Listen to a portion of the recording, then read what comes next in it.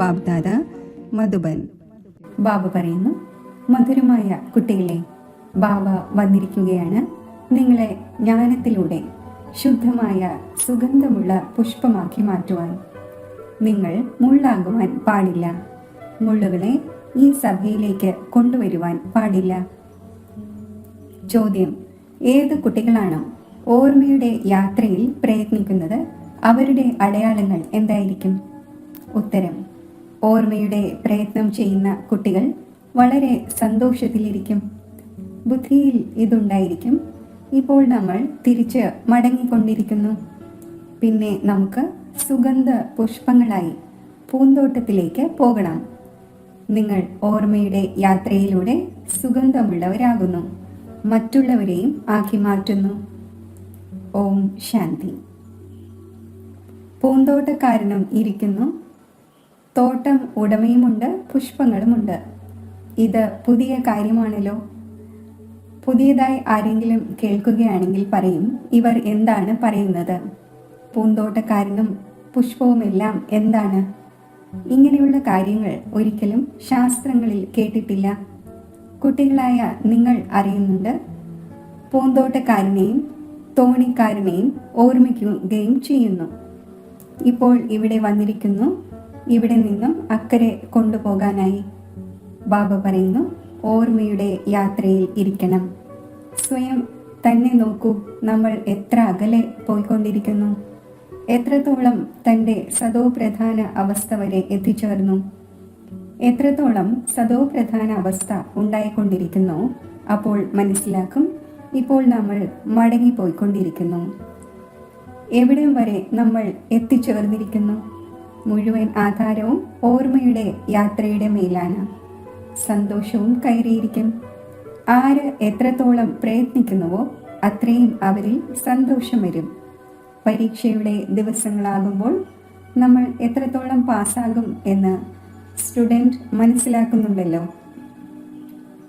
ഇവിടെയും അങ്ങനെ തന്നെ ഓരോ കുട്ടിയും സ്വയം അറിയുന്നുണ്ട് എത്രത്തോളം നമ്മൾ സുഗന്ധ പുഷ്പമായി മാറി, എത്ര സുഗന്ധമുള്ളവരാവുകയും മറ്റുള്ളവരെ ആക്കുകയും ചെയ്യുന്നുണ്ട്.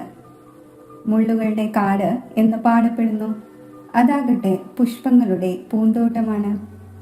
മുസൽമാന്മാർ ഗാർഡൻ ഓഫ് അള്ളാഹ് എന്ന് പറയുന്നു.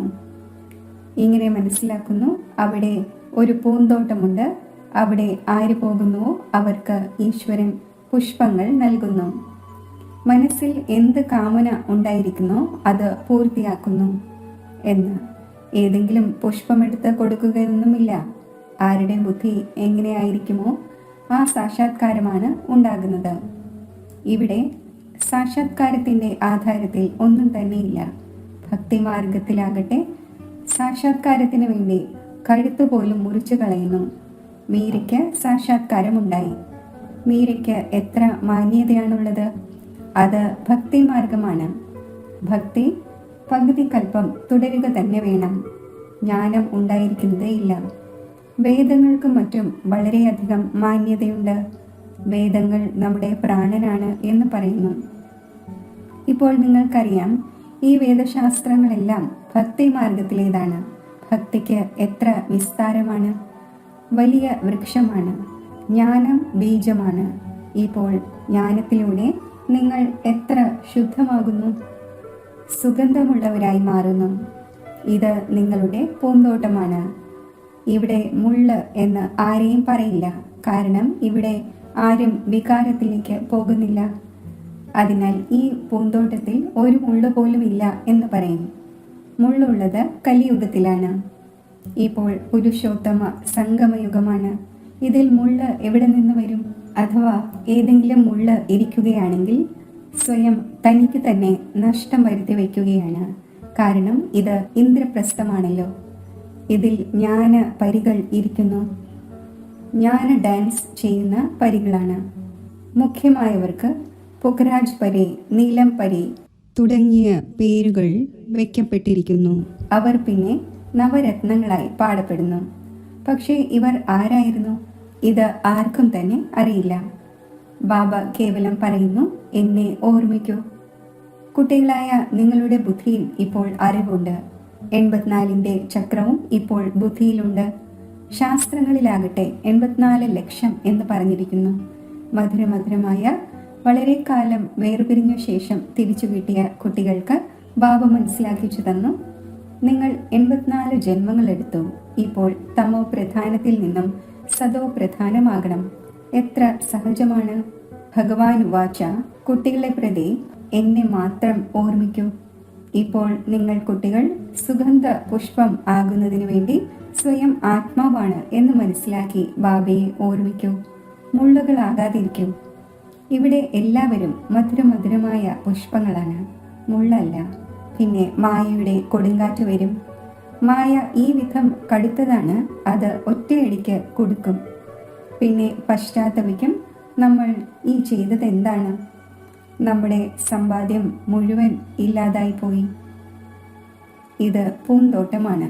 പൂന്തോട്ടത്തിൽ നല്ല നല്ല പുഷ്പങ്ങളും ഉണ്ടായിരിക്കും.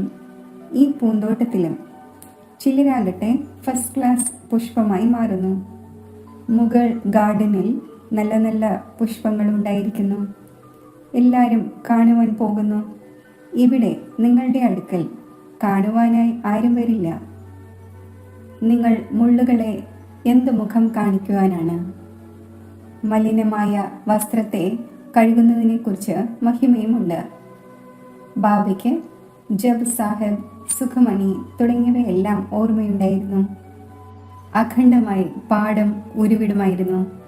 8 വയസ്സായിരുന്നു. അപ്പോൾ തലപ്പാവും കെട്ടിയിരുന്നു. കഴിഞ്ഞതും ക്ഷേത്രത്തിലായിരുന്നു. ക്ഷേത്രത്തിന്റെ ചാർജ് മുഴുവൻ എൻ്റെ മേലായിരുന്നു. വിസർജ്യത്താൽ മലിനമായ വസ്ത്രം കഴുകുന്നതിൻ്റെ അർത്ഥം എന്താണെന്ന് ഇപ്പോൾ മനസ്സിലാക്കുന്നു. മുഴുവൻ മഹിമയും ബാബയുടേത് മാത്രമാണ്.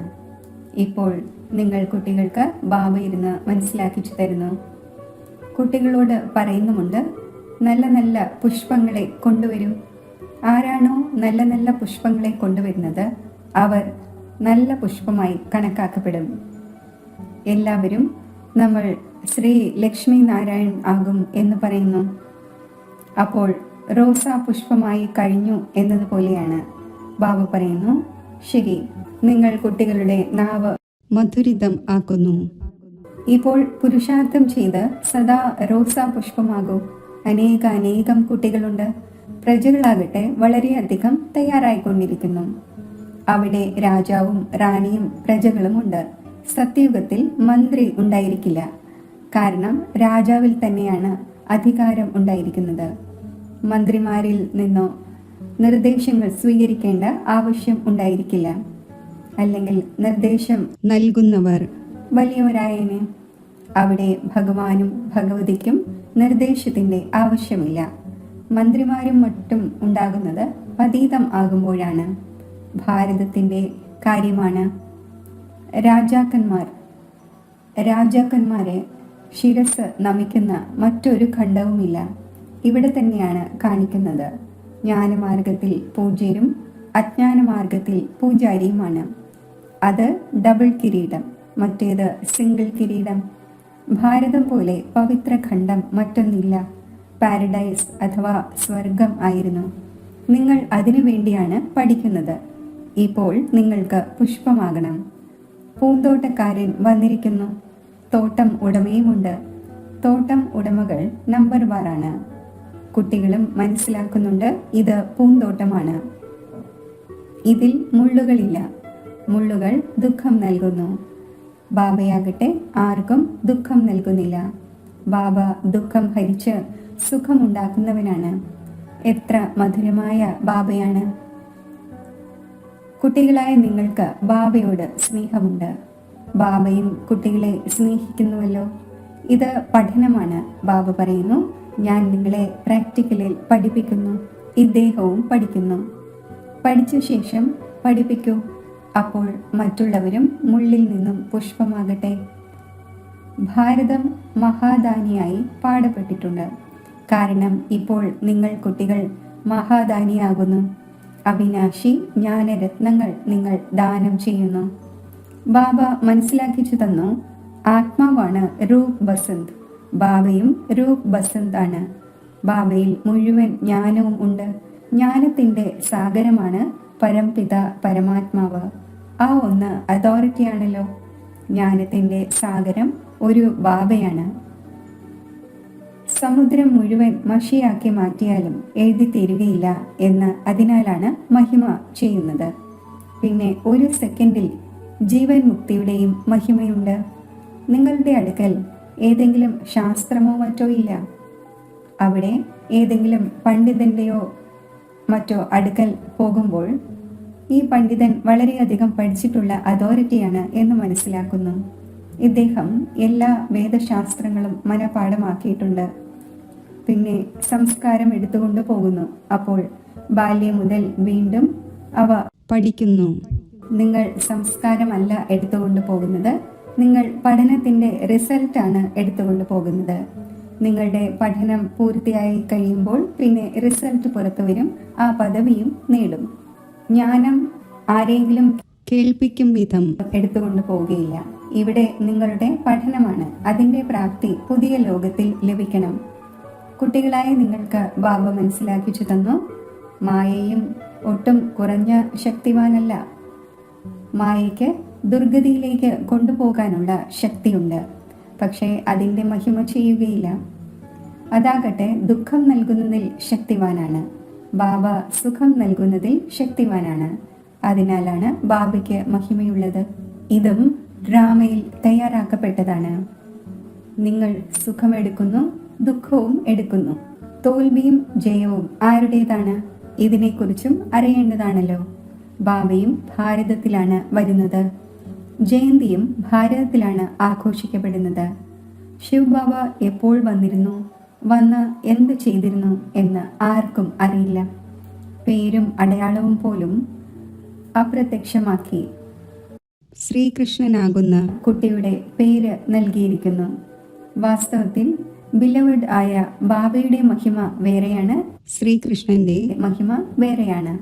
ആ ഒന്ന് നിരാകാരൻ, മറ്റത് സാകാരമാണ്. ശ്രീകൃഷ്ണന്റെ മഹിമയാണ് സർവഗുണ സമ്പന്നം. ശിവബാബയെ ഇങ്ങനെ മഹിമ ചെയ്യില്ല. ആരില്ലെങ്കിലും ഗുണമുണ്ടെങ്കിൽ അവഗുണവും ഉണ്ടാകും. അതിനാൽ ബാബയുടെ മഹിമ തന്നെ വേറെയാണ്. ബാബയെ അകാലമൂർത്തി എന്ന് പറയുന്നുവല്ലോ. നമ്മളും അകാലമൂർത്തിയാണ്. ആത്മാവിനെ കാലന് ഭക്ഷിക്കുവാൻ സാധിക്കില്ല.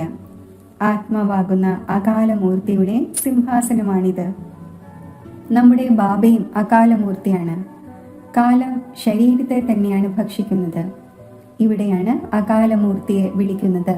സത്യയുഗത്തിൽ വിളിക്കുകയില്ല. കാരണം അവിടെയാകട്ടെ സുഖം തന്നെ സുഖമാണ്. അതിനാൽ ഇങ്ങനെ പാടുന്നുമുണ്ട്, ദുഃഖത്തിൽ എല്ലാവരും സ്മരിക്കും, സുഖത്തിൽ ആരും സ്മരിക്കുകയില്ല. ഇപ്പോൾ രാവണ രാജ്യത്തിൽ എത്ര ദുഃഖമാണ്. ബാബ സ്വർഗത്തിന്റെ അധികാരിയാക്കി മാറ്റുന്നു. പിന്നെ അവിടെ പകുതി കൽപ്പത്തേക്ക് ആരും വിളിക്കുന്നത് തന്നെയില്ല. ലൗകിക പിതാവ് കുട്ടികളെ അലങ്കരിച്ച് സമ്പത്ത് നൽകി സ്വയം വാനപ്രസ്ഥ അവസ്ഥ സ്വീകരിക്കുന്നു. എല്ലാം കുട്ടികൾക്ക് നൽകിയ ശേഷം പറയും, ഇപ്പോൾ നമ്മൾ സത്സംഗത്തിലേക്ക് പോകുന്നു. എന്തെങ്കിലും കഴിക്കുന്നതിന് വേണ്ടി അയച്ചുകൊണ്ടിരിക്കണം. ഈ ബാബ ഇങ്ങനെ പറയുകയില്ലല്ലോ. ഈ ഒന്ന് പറയുന്നു, മധുരമധുരമായ കുട്ടികളെ, ഞാൻ നിങ്ങൾക്ക് വിശ്വത്തിന്റെ ചക്രവർത്തി പദം നൽകി വാനപ്രസ്ഥത്തിലേക്ക് പോകും. കഴിക്കുവാൻ എന്തെങ്കിലും അയച്ചു തരണം എന്ന് ഞാൻ പറയില്ല. ലൗകിക കുട്ടികൾക്ക് പിതാവിനെ സംരക്ഷിക്കണം എന്ന കടമയുണ്ട്. ഇല്ലെങ്കിൽ പിന്നെ എങ്ങനെ കഴിക്കും? ഈ ബാബയാകട്ടെ പറയുന്നു, ഞാൻ നിഷ്കാമ സേവാധാരിയാണ്. മനുഷ്യർക്ക് നിഷ്കാമമാകാൻ സാധിക്കില്ല. വിശന്ന് മരിച്ചു പോകും. ഞാൻ വിശന്ന് മരിക്കില്ല. ഞാനാകട്ടെ അഭോക്താവാണ്. കുട്ടികളായ നിങ്ങൾക്ക് വിശ്വത്തിന്റെ ചക്രവർത്തി പദവി നൽകി ഞാൻ പോയി വിശ്രമിക്കുന്നു. പിന്നെ എൻ്റെ പാർട്ട് സമാപ്തമാകുന്നു. വീണ്ടും ഭക്തി മാർഗത്തിൽ ആരംഭിക്കുന്നു. ഈ അനാദിയായ ഡ്രാമ തയ്യാറാക്കപ്പെട്ടതാണ്. ആ രഹസ്യം ബാബ ഇരുന്ന് മനസ്സിലാക്കിച്ചു തരുന്നു. വാസ്തവത്തിൽ നിങ്ങളുടെ പാർട്ടാണ് ഏറ്റവും കൂടുതൽ. അപ്പോൾ പ്രതിഫലവും നിങ്ങൾക്കാണ് ലഭിക്കേണ്ടത്. ഞാൻ വിശ്രമിക്കുന്നു. നിങ്ങൾ പിന്നീട് ബ്രഹ്മാണ്ടത്തിന്റെയും അധികാരിയും വിശ്വത്തിന്റെയും അധികാരിയാകുന്നു. നിങ്ങളുടെ നാമം ഉയർന്നതാകുന്നു. ഈ ഡ്രാമയുടെ രഹസ്യവും നിങ്ങൾ അറിയുന്നു. നിങ്ങൾ ജ്ഞാനത്തിൻ്റെ പുഷ്പങ്ങളാണ്. ലോകത്തിൽ ഒരാൾ പോലുമില്ല. രാപകൽ വ്യത്യാസമുണ്ട്. അവർ രാത്രിയിലാണ്, നിങ്ങൾ പകലിലേക്ക് പോകുന്നു. ഇക്കാലത്ത് നോക്കൂ, വനോത്സവവും മറ്റും നടത്തുന്നു. ഇപ്പോൾ ഭഗവാൻ മനുഷ്യരുടെ വനോത്സവം നടത്തിക്കൊണ്ടിരിക്കുന്നു. നോക്കൂ, ബാബ എങ്ങനെയുള്ള അതിശയമാണ് ചെയ്യുന്നത്. മനുഷ്യനെ ദേവതയും പാവപ്പെട്ടവനെ രാജാവുമാക്കി മാറ്റുന്നു. ഇപ്പോൾ പരിധിയില്ലാത്ത ബാബയുമായി നിങ്ങൾ ഇടപാട് നടത്തുവാൻ വന്നിരിക്കുന്നു. പറയുന്നു, ബാബ നമ്മളെ പാവപ്പെട്ടവരിൽ നിന്നും രാജാവാക്കി മാറ്റുന്നു. ഇതാകട്ടെ വളരെ നല്ല ഉപഭോക്താവാണ്. ആ ഒന്നിനെ നിങ്ങൾ ദുഃഖം ഭരിച്ച് സുഖം നൽകുന്നവൻ എന്ന് പറയുകയും ചെയ്യുന്നു. ഇതുപോലൊരു ദാനം മറ്റൊന്നില്ല. ആ ബാബ സുഖം നൽകുന്നവനാണ്. ബാബ പറയുന്നു, ഭക്തി മാർഗത്തിലും ഞാൻ നിങ്ങൾക്ക് നൽകുന്നുണ്ട്. ഈ സാക്ഷാത്കാരവും മറ്റും ഡ്രാമയിൽ അടങ്ങിയിട്ടുള്ളതാണ്. ഇപ്പോൾ ബാബ ഇരുന്ന് മനസ്സിലാക്കിച്ചു തരുന്നു, ഞാൻ എന്തെല്ലാമാണ് ചെയ്യുന്നത്. മുന്നോട്ട് പോകവേ മനസ്സിലാക്കിച്ചുകൊണ്ടുമിരിക്കും. ഒടുവിൽ അന്തിമത്തിൽ നിങ്ങൾ നമ്പർ 1 കർമാതീത അവസ്ഥ നേടും. ഇതെല്ലാം ഡ്രാമയിൽ അടങ്ങിയിട്ടുണ്ട്. എങ്കിലും പുരുഷാർത്ഥം ചെയ്യിക്കുകയാണ്. ബാബയെ ഓർമ്മിക്കൂ. തീർച്ചയായും ഇത് മഹാഭാരത യുദ്ധവുമാണ്. എല്ലാം സമാപ്തമാകും. ബാക്കി ഭാരതവാസികൾ മാത്രം അവശേഷിക്കും. പിന്നെ നിങ്ങൾ വിശ്വത്തിൻ്റെ മേൽ രാജ്യം ഭരിക്കുന്നു. ഇപ്പോൾ ബാബ നിങ്ങളെ പഠിപ്പിക്കുവാൻ വന്നിരിക്കുന്നു. ആ ബാബ ജ്ഞാനസാഗരമാണ്. ഇതും കളിയാണ്. ഇതിൽ കുഴങ്ങിപ്പോകേണ്ട കാര്യമില്ല. മായ കൊടുങ്കാറ്റിൽ കൊണ്ടുവരും. ബാബ മനസ്സിലാക്കിച്ചു തരുന്നു, ഇതിനെ ഭയപ്പെടാതിരിക്കും. വളരെ മോശമായ സങ്കല്പങ്ങൾ വരും. അതും ബാബയുടെ മടിത്തട്ട് സ്വീകരിക്കുമ്പോഴാണ്. മടിത്തട്ട് സ്വീകരിക്കാത്തത് വരെയും മായ ഇത്രത്തോളം യുദ്ധം ചെയ്യില്ല. മടിത്തട്ട് സ്വീകരിച്ച ശേഷം തന്നെയാണ് കൊടുങ്കാറ്റ് ഏൽക്കുന്നത്. അതിനാൽ ബാബ പറയുന്നു, മടിത്തട്ട് സ്വീകരിക്കുന്നതും സൂക്ഷിച്ചു വേണം. ദുർബലമാണെങ്കിൽ പിന്നെ പ്രജയിലേക്ക് വരും. രാജപദവി നേടുന്നതാണല്ലോ നല്ലത്. ഇല്ലെങ്കിൽ ദാസദാസിമാർ ആകേണ്ടി വരും. ഈ സൂര്യവംശി ചന്ദ്രവംശി രാജധാനി സ്ഥാപിതമായിക്കൊണ്ടിരിക്കുകയാണ്. ശരി, മധുരമധുരമായ സിഖിലതെ കുട്ടികൾക്ക് മാതാവും പിതാവുമായ ബാഗ്ദാദയുടെ സ്നേഹസ്മരണകൾ. Good morning. ആത്മീയ പിതാവിൻ്റെ ആത്മീയ കുട്ടികൾക്ക് നമസ്തേ. ധാരണയ്ക്കുള്ള മുഖ്യസാരം: രൂപ് ബസന്തായി അവിനാശി ജ്ഞാനരത്നങ്ങൾ ദാനം ചെയ്ത് മഹാദാനി ആകണം. ഏത് പഠനം പഠിക്കുന്നുവോ അത് മറ്റുള്ളവരെയും പഠിപ്പിക്കണം. ഏത് കാര്യത്തിലും കുഴങ്ങി പോവുകയോ ഭയപ്പെടുകയോ ചെയ്യരുത്. സ്വയം തന്നെ സംരക്ഷിക്കണം. സ്വയം തന്നോട് ചോദിക്കണം, ഞാൻ ഏത് പ്രകാരത്തിലുള്ള പുഷ്പമാണ്? എന്നിൽ ഏതെങ്കിലും ദുർഗന്ധം ഇല്ലല്ലോ. വരദാനം: ദൃഢസങ്കല്പത്തിലൂടെ ദൗർബല്യങ്ങളാകുന്ന കലിയുഗി പർവ്വതത്തെ സമാപ്തമാക്കുന്ന സമർത്ഥ സ്വരൂപമായി ഭവിക്കട്ടെ. നിരാശമാവുക, ഏതെങ്കിലും സംസ്കാരത്തിനോ പരിതസ്ഥിതിക്കോ വശംവദരാവുക, വ്യക്തിയുടെയോ വൈഭവങ്ങളുടെയോ നേർക്ക് ആകർഷിതരാവുക. ഈ എല്ലാ ദൗർബല്യങ്ങളാകുന്ന കലിയുഗി പർവ്വതത്തെ ദൃഢസങ്കല്പത്തിൻ്റെ വിരൽ നൽകി സദാകാലത്തേക്ക് സമാപ്തമാക്കൂ. അതായത് വിജയി ആകൂ. വിജയം നമ്മുടെ കഴുത്തിലെ മാലയാണ്. സദാ ഈ സ്മൃതിയിലൂടെ ശക്തി സ്വരൂപമാകൂ. ഇതുതന്നെയാണ് സ്നേഹത്തിൻ്റെ റിട്ടേൺ. ഇതുപോലെ സാകാര ബാബ സ്ഥിതിയുടെ സ്തംഭമായി മാറി കാണിച്ചു. അതേപോലെ ഫാദറിനെ ഫോളോ ചെയ്ത് സർവഗുണങ്ങളുടെയും സ്തംഭമാകൂ. സ്ലോഗൻ: സാധനങ്ങൾ സേവനത്തിനു വേണ്ടിയുള്ളതാണ്, വിശ്രമപ്രിയർ ആകുന്നതിനു വേണ്ടിയുള്ളതല്ല. അവ്യക്ത സൂചന: ആത്മീയ സ്ഥിതിയിൽ സ്ഥിതി ചെയ്യുന്നതിൻ്റെ അഭ്യാസം ചെയ്യൂ. അന്തർമുഖിയാകൂ. ഏതുപോലെ ആറ്റം ബോംബ് ഒരു സ്ഥാനത്ത് ഇടുമ്പോൾ 4 ഭാഗത്തും അതിൻ്റെ അംശം വ്യാപിക്കുന്നു. അത് ആറ്റം ബോംബാണ്. ഇത് ആത്മീയ ബോംബാണ്. ഇതിൻ്റെ പ്രഭാവം അനേകം ആത്മാക്കളെ ആകർഷിക്കും. സഹജമായി തന്നെ പ്രജകളുടെ വർധനവുണ്ടാകും.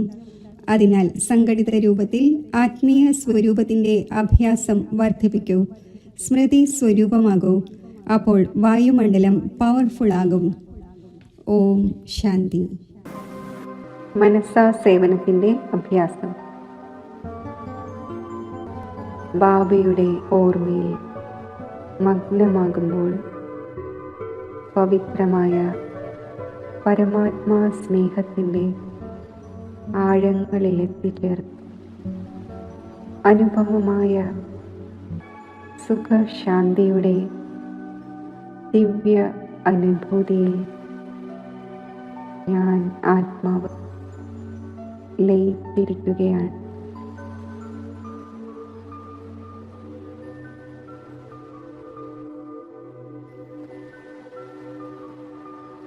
ഈ സർവശ്രേഷ്ഠ സംഗമയുഗത്തിൽ ഈ ദിവ്യമായ അനുഭൂതികൾ നുകരുന്നതിനോടൊപ്പം വിശ്വമംഗളത്തിൻ്റെ ഉത്തരവാദിത്വത്തിൻ്റെ കിരീടവും എനിക്ക് അണിയേണ്ടതുണ്ട്. സുഖശാന്തിയുടെ ഒരു തുള്ളിക്ക് വേണ്ടി ദാഹിക്കുന്ന വിശ്വത്തിലെ ദുഃഖിതരായ ആത്മാക്കൾ, ഹേ സുഖദേവ, ഹേ ശാന്തിദേവ, സുഖത്തിൻ്റെ ശാന്തിയുടെ ഒരു തുള്ളിയെങ്കിലും ഞങ്ങൾക്ക് തരൂ എന്ന് വിളിക്കുന്നു. പവിത്രമായ പരമാത്മാ സ്നേഹത്തിൻ്റെ ദിവ്യ അനുഭൂതിയിൽ സ്ഥിതി ചെയ്തുകൊണ്ട് ഞാൻ സുഖശാന്തിയുടെ കിരണങ്ങൾ വിശ്വത്തിലേക്ക് വ്യാപിപ്പിക്കുകയാണ്.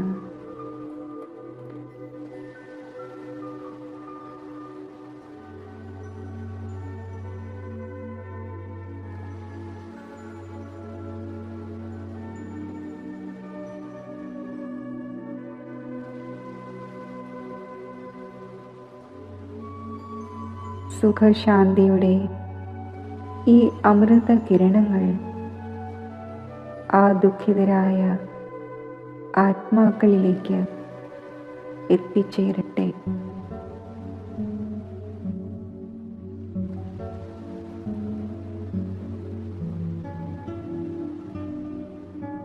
ഈ അമൃത കിരണങ്ങൾ ആ ദുഃഖിതരായ ആത്മാക്കളെ സ്പർശിച്ച് അവരെ ദുഃഖങ്ങളിൽ നിന്നും മുക്തമാക്കട്ടെ.